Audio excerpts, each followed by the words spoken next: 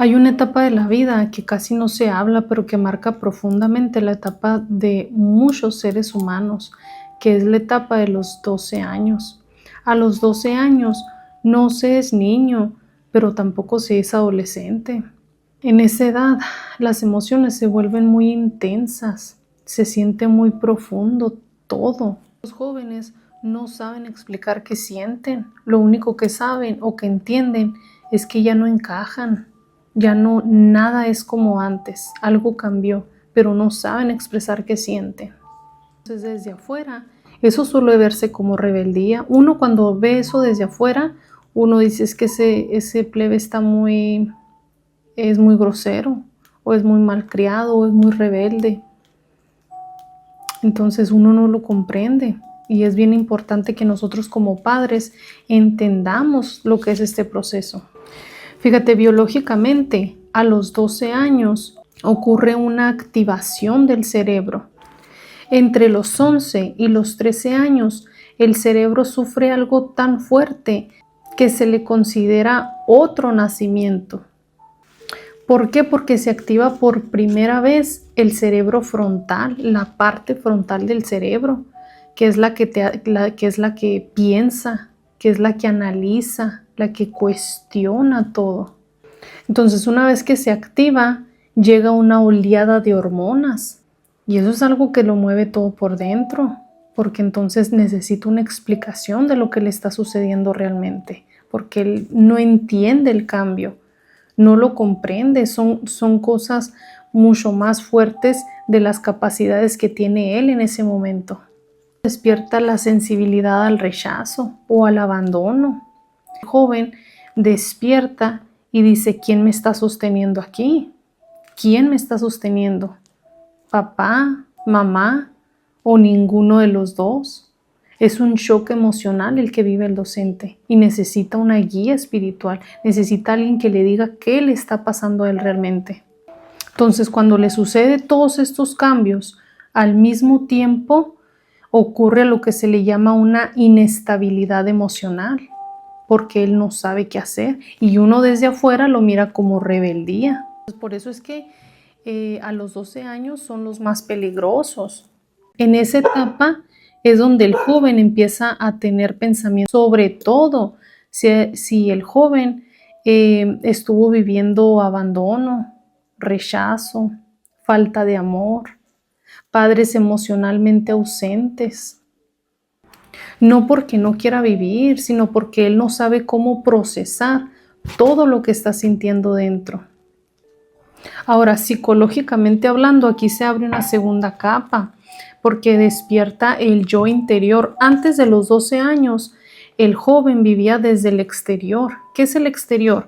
Vivía mamá, papá, escuela, amigos, jugar. Lo básico, pues, que vive un adolescente, pero a los 12 años se despierta el yo interior.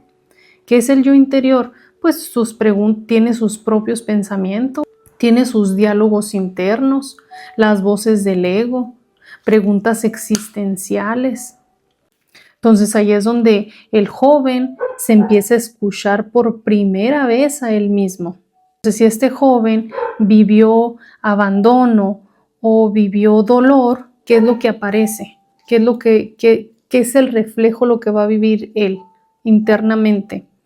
Culpa, autocrítica, soledad, desesperación. Todo eso se le viene encima. A los 12 años espiritualmente se abre el canal del alma. Es cuando es el despertar de la conciencia. Es cuando se despierta la conciencia del joven.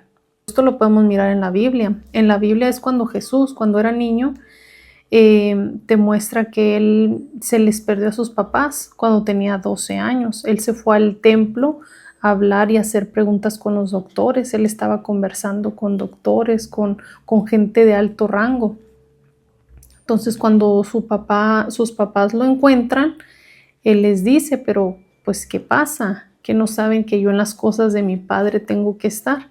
¿Qué significa ahí?